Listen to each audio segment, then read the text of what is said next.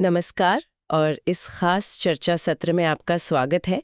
आज हम एक ऐसे ज्ञान के स्रोत में उतर रहे हैं जो हजारों साल पुराना है, लेकिन जिसकी गूंज आज भी सुनाई देती है। श्रीमद् भगवत गीता का चौथा अध्याय।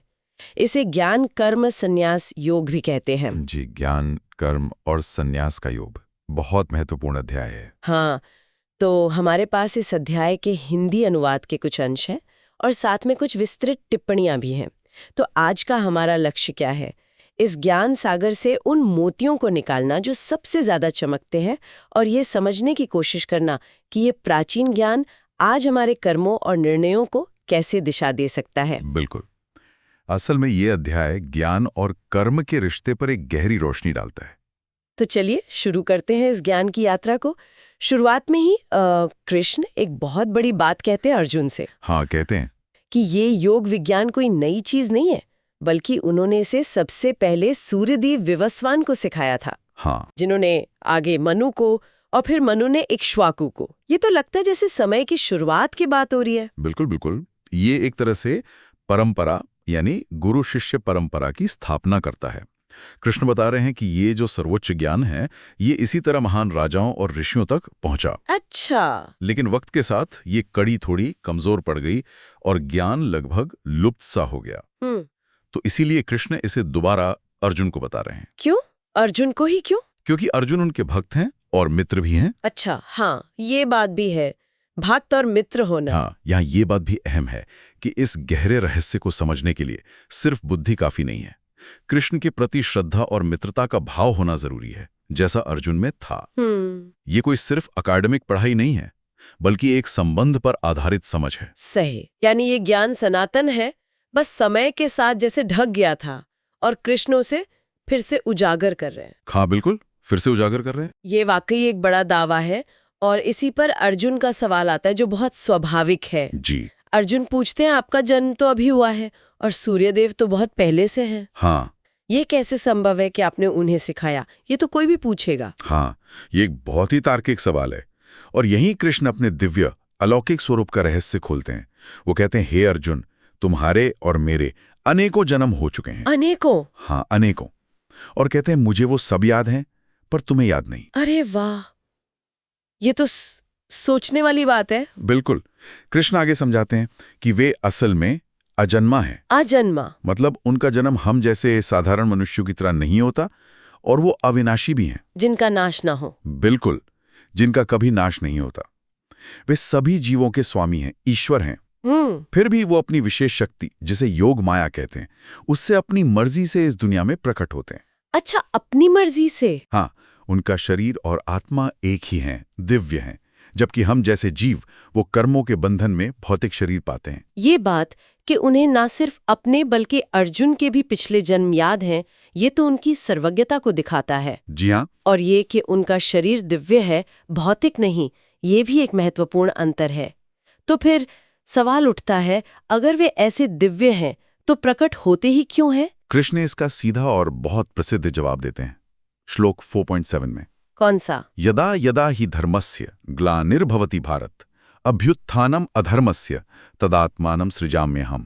अच्छा, जब जब धर्म की हानि होती है। हाँ, और अधर्म बढ़ता है, तब तब मैं स्वयं को प्रकट करता हूँ। उद्देश्य क्या है प्रकट होने का? उद्देश्य बिल्कुल साफ है, अगले ही श्लोक में 4.8। सज्जनों का उद्धार करना, दुष्टों का विनाश करना और धर्म को फिर से स्थापित करना। धर्म संस्थापनार्थाय संभवामि युगे युगे। हाँ, वो कहते हैं कि ये वो हर युग में करते हैं। हर युग में? जी, युगे युगे। और इससे भी महत्वपूर्ण बात अगले श्लोक 4.9 में है। वो क्या है? कि जो व्यक्ति कृष्ण के इस दिव्य जन्म और कर्म के वास्तविक स्वरूप को समझ लेता है, तत्वतः। हाँ, तत्वतः, यानी ये जान लेता है कि ये सब अलौकिक है, साधारण नहीं, तो वो व्यक्ति शरीर छोड़ने के बाद फिर इस दुनिया में जन्म नहीं लेता। तो फिर कहाँ जाता है? वो कृष्ण के धाम को प्राप्त होता है। मामेति सो अर्जुन। मतलब सिर्फ ये जानना काफी नहीं कि कृष्ण कब जन्मे या उन्होंने क्या किया, नहीं, बल्कि ये समझना कि उनका जन्म और कर्म दिव्य है। यही समझ मुक्ति का रास्ता खोलती है। बिल्कुल। ये जानकारी सिर्फ ऐतिहासिक नहीं बल्कि जीवन बदलने वाली है। हाँ, ये हर युग में आने की बात भी काफी दिलचस्प है। जी, स्रोत की जो टीका है उसमें अलग अलग युगों के मुख्य अवतारों का जिक्र आता है। जैसे सत्ययुग में मत्स्य, कूर्म, वराह, नरसिंह अवतार। त्रेता युग में वामन, परशुराम और भगवान राम। और द्वापर में स्वयं कृष्ण। और अब कलयुग में। और हमारे वर्तमान युग कलयुग के लिए बुद्ध का और विशेषकर श्री चैतन्य महाप्रभु का उल्लेख है। श्री चैतन्य महाप्रभु? हाँ, जिन्हें कृष्ण का ही एक भक्त अवतार या एक विशेष रूप माना जाता है और भविष्य में कल्कि अवतार के आने की भी भविष्यवाणी है। ये तुलना भी ध्यान देने लायक है कि गीता के समय यानी द्वापर युग के अंत में आज की जैसी कई सामाजिक बुराइयां आम नहीं थीं। हाँ, ये बात टीका में उठाई गई है। स्रोत बताता है कि उस समय शराब की दुकानें, नशाखोरी, व्यापक भ्रष्टाचार जैसी चीजें लगभग अनसुनी थीं। जी। आज तो ये सब कितना सामान्य हो गया है। हाँ, कलयुग के लक्षण कहे गए हैं ये। तो फिर इस कलयुग के लिए जहां इतनी गिरावट है, क्या कोई विशेष रास्ता बताया गया है? इस युग का धर्म क्या है? हाँ, टीका के अनुसार कलयुग के लिए विशेष रूप से अवतरित हुए श्री चैतन्य महाप्रभु ने नाम संकीर्तन को सबसे प्रमुख और प्रभावी साधन बताया। नाम संकीर्तन यानी भगवान के पवित्र नामों का, खासकर हरे कृष्ण महामंत्र का मिलकर ऊंचे स्वर में गायन करना।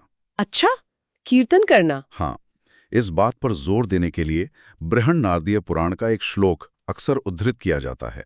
कौन सा? जिसमें 3 बार कहा गया है, हरेर नाम हरेर नामेव केवलम कलौ नास्तेव नास्तेव नास्तेव गतिरन्यथा। 3 बार मतलब कलयुग में हरि नाम के अलावा और कोई रास्ता नहीं, और कोई रास्ता नहीं, और कोई रास्ता नहीं। ये दोहराव इसकी महत्ता दिखाता है। श्रीमद् भागवतम में भी कहा गया है कि भले ही कलयुग दोषों का सागर हो, लेकिन इसमें एक बहुत बड़ा गुण है। वो क्या है? कि सिर्फ कृष्ण नाम का कीर्तन करने से व्यक्ति सारे बंधनों से मुक्त होकर परम गति को पा सकता है।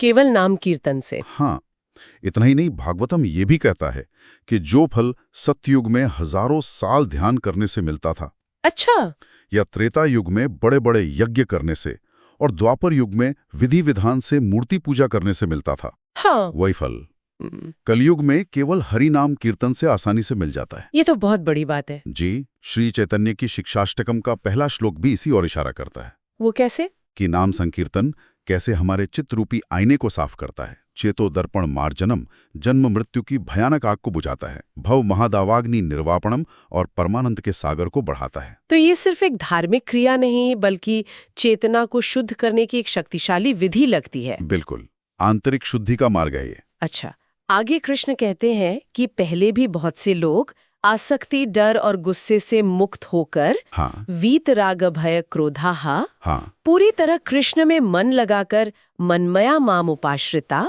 हाँ, और ज्ञान और तप से शुद्ध होकर, हाँ, उनके दिव्य प्रेममय स्वरूप को पा चुके हैं। हाँ, मद भावमागता। जी, और श्लोक 4.11 इस पर और रोशनी डालता है। बहुत महत्वपूर्ण श्लोक है। क्या कहते हैं उसमें? चलते हैं सभी मनुष्य, हाँ, मतलब चाहे वो किसी भी रास्ते पर हो। हाँ, इसका गहरा मतलब है, चाहे कोई सीधे कृष्ण की भक्ति करे या दुनियावी चीजों के लिए दूसरे देवताओं की पूजा करे, जिसका जिक्र अगले श्लोक 4.12 में है। हाँ, सांसारिक सफलता के लिए। हाँ, तो कृष्ण कहते हैं कि जाने अनजाने सब उन्हीं के बनाए रास्ते पर है, क्योंकि सारी शक्ति अंततः उन्हीं से आती है। वो हर किसी के समर्पण के स्तर के अनुसार फल देते हैं। अच्छा। और वो जो पिछला श्लोक था 4.10, उसमें मद्भावमागतः, मेरे भाव को प्राप्त हुए, शब्द बहुत महत्वपूर्ण है। हाँ, भाव। हाँ, टीका इसे भक्ति के विकास की एक ऊंची अवस्था से जोड़ती है, जिसे भाव कहा जाता है। ये शुद्ध दिव्य प्रेम यानी प्रेम से ठीक पहले की स्थिति है। प्रेम से पहले कृष्ण अर्जुन को ये भी याद दिलाते हैं श्लोक 4.15 कि पुराने जमाने में भी मुक्ति चाहने वालों ने इसी समझ के साथ कर्म किया था। जी, इसलिए अर्जुन को भी उन्हीं के नक्शे कदम पर चलना चाहिए। ये कोई नया रास्ता नहीं है। बिल्कुल, ये प्राचीन मार्ग है। और यहीं से बात आती है कर्म की, जो अक्सर हमें उलझा देता है। हाँ, कर्म का विषय थोड़ा जटिल लगता है। कृष्ण खुद मानते हैं श्लोक 4.16 कि कर्म क्या है और अकर्म क्या है, इसे समझने में बड़े बड़े बुद्धिमान भी चकरा जाते हैं। कवयोप्यत्र मोहितः। जी, इसलिए वे इसे समझाएंगे। ये समझना हमारे आज के जीवन के लिए भी बहुत जरूरी लगता है। बिल्कुल। कृष्ण 3 चीजें समझने को कहते हैं श्लोक 4.17। कर्म यानी शास्त्र के अनुसार जो नियत कर्तव्य हैं, ठीक। विकर्म यानी निषिद्ध या पाप कर्म, और तीसरा, और अकर्म यानी कर्म करते हुए भी उसके फल से मुक्त रहना, या कह सकते हैं दिव्य कर्म। वे कहते हैं कि कर्म की गति बड़ी गहन है, गहना कर्मणो गति। और फिर आता है वो मशहूर और थोड़ा पहेली जैसा श्लोक 4.18। कौन सा? कर्मण्य कर्म यह पश्येत अकर्मणि च कर्म यः स बुद्धिमान मनुष्येषु सयुक्तः कृत्स्न कर्मकृत। कर्म में अकर्म देखना और अकर्म में कर्म, ये तो सुनने में विरोधाभासी लगता है।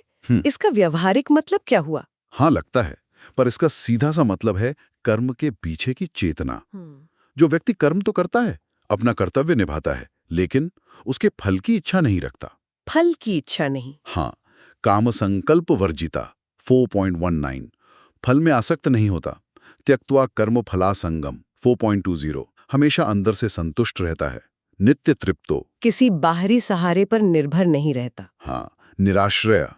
ऐसा व्यक्ति कर्म करते हुए भी वास्तव में कोई बंधन पैदा करने वाला कर्म नहीं कर रहा होता। तो वो अकर्म की स्थिति में है। बिल्कुल। वो कर्म करते हुए भी अकर्म में स्थित है। अच्छा। और उसके कर्मों का क्या होता है? ऐसे व्यक्ति के कर्म ज्ञान की अग्नि में जलकर भस्म हो जाते हैं। ज्ञानाग्नि दग्ध कर्माणम 4.19।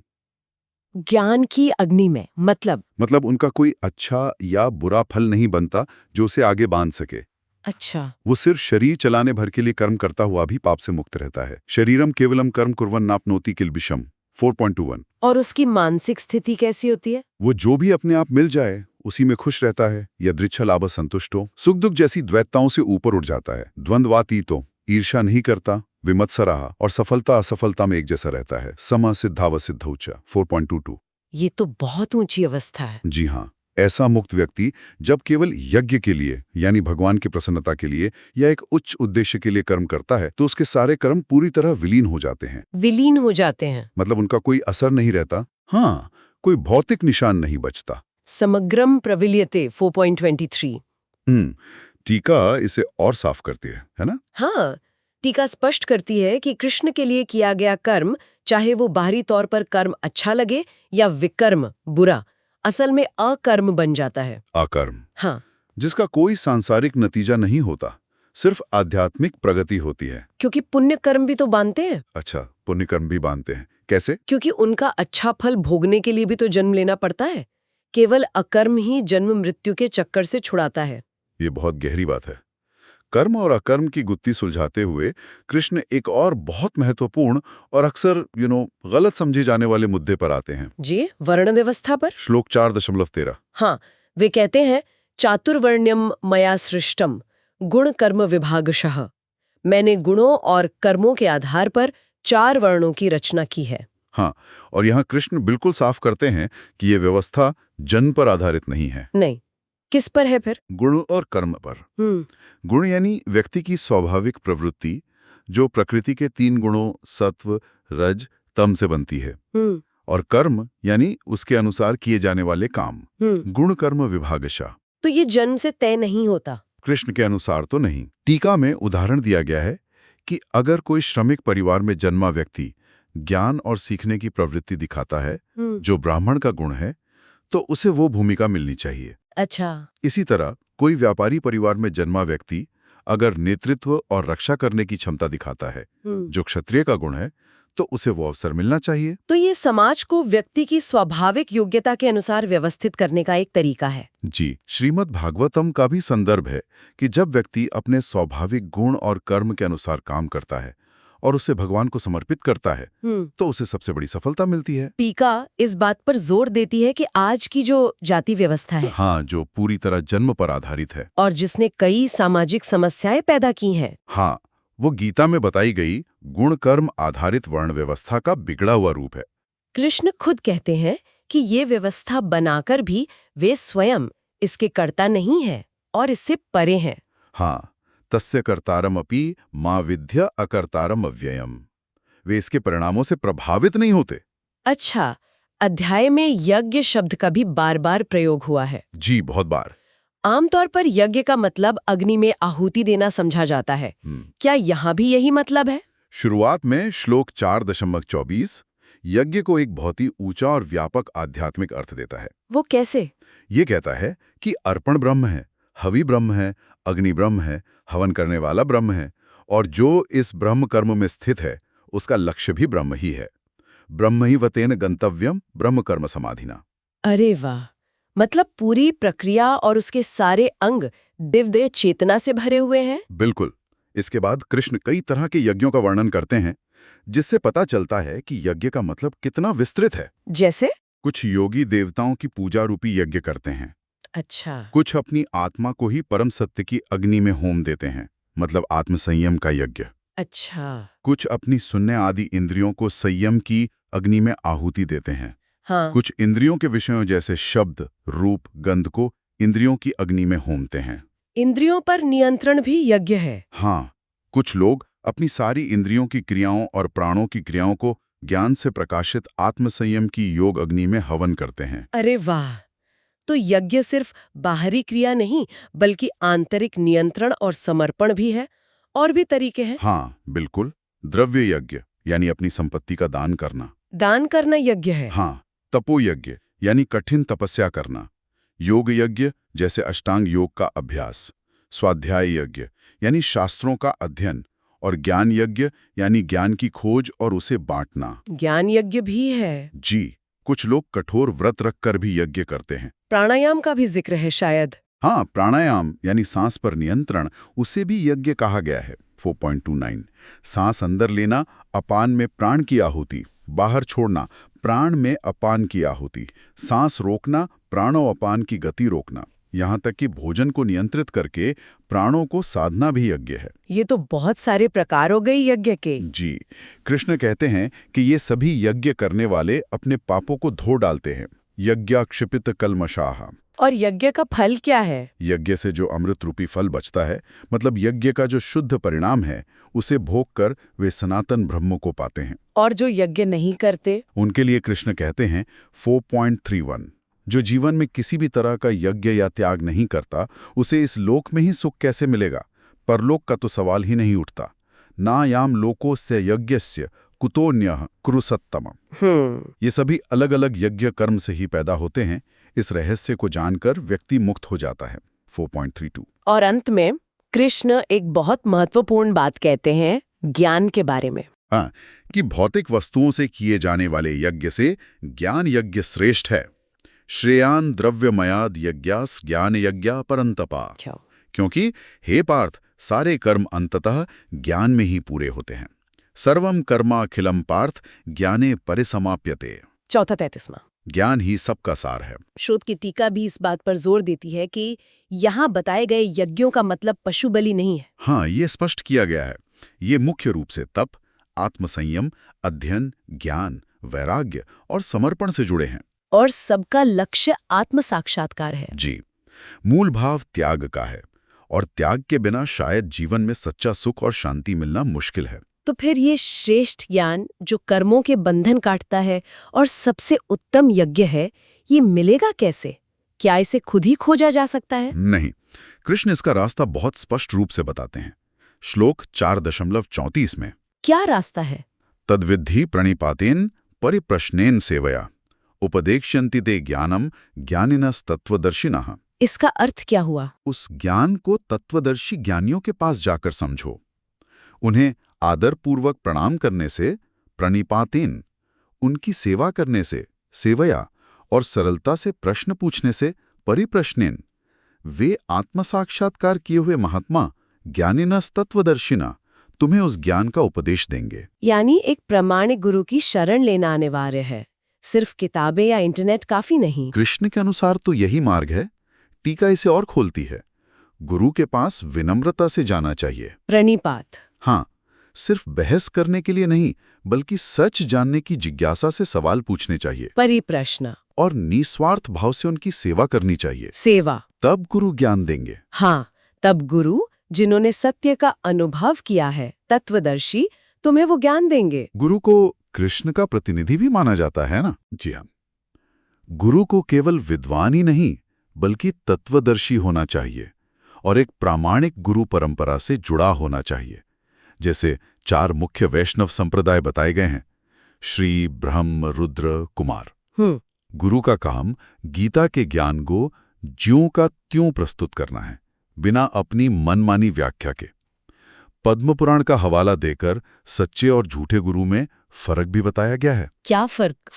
कि सच्चा गुरु शिष्य के दुखों को हरता है, झूठा गुरु शायद उसकी संपत्ति हर ले। ये तो ध्यान में रखने वाली बात है। बिल्कुल। और जब ये ज्ञान मिल जाता है तो होता क्या है, इसका असर क्या होता है? कृष्ण बताते हैं कि इस ज्ञान को पाकर व्यक्ति फिर कभी मोह में नहीं पड़ता। यज्ञात्वा न पुनर्मोहमेवं यास्यसि 4.35। मोह नष्ट हो जाता है। हाँ, वो सभी जीवों को अपने अंदर और फिर परमात्मा यानी कृष्ण के अंश के रूप में देखने लगता है। एकता का अनुभव होता है। और पापों का क्या होता है? ये ज्ञान इतना शक्तिशाली है कि ये सभी पाप कर्मों के फलों को नष्ट कर देता है। हाँ। कृष्ण कहते हैं कि कितना भी बड़ा पापी क्यों ना हो, हाँ। वो इस ज्ञान रूपी नाव ज्ञान प्लवेन पर बैठकर संसार सागर के दुखों को पार कर सकता है। 4.36। ज्ञान एक नाव की तरह है। हाँ। और आगे कहते हैं 4.37, जैसे जलती हुई आग लकड़ियों के ढेर को राख कर देती है, वैसे ही ज्ञान की अग्नि ज्ञानाग्नि सभी कर्मों के फलों को भस्म कर देती है। कर्मों का बंधन ही खत्म हो जाता है। ये तो अद्भुत है। इसीलिए कृष्ण जोर देकर कहते हैं कि इस दुनिया में ज्ञान के समान पवित्र करने वाला और कुछ नहीं है, ना ही ज्ञानेन सदृशम पवित्र मेह विद्यते। 4.38। ये ज्ञान मिलता कैसे है फिर? मतलब गुरु उपदेश देते हैं, पर अनुभव कब होता है? कृष्ण कहते हैं कि जो व्यक्ति योग में सिद्ध हो जाता है, उसे सही समय पर यह ज्ञान अपने आप अंदर से अनुभव होने लगता है। स्वयं योग संसिद्धा कालेन आत्मनि विन्दति। लेकिन इसे पाने के लिए कुछ गुण तो चाहिए होंगे, पात्रता। हाँ, बिल्कुल। अगले श्लोक 4.39 में बताते हैं, जिसमें श्रद्धा है, श्रद्धावान। श्रद्धा? जो इसे पाने के लिए तत्पर है। लभते ज्ञानम यह तत्परः। और जिसने अपनी इंद्रियों को वश में कर लिया है, संयतेन्द्रियः, उसे ये ज्ञान मिलता है। और ज्ञान मिलने का तत्काल परिणाम, ज्ञान मिलते ही उसे तुरंत परम शांति मिलती है।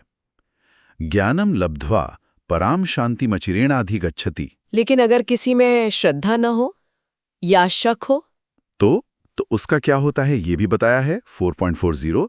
जो अज्ञानी है, जिसमें श्रद्धा नहीं है और जिसका मन हमेशा शक में डूबा रहता है, संशयात्मा, उसका पतन हो जाता है, विनश्यति। पतन? हाँ, शक करने वाले के लिए न इस लोक में सुख है न परलोक में।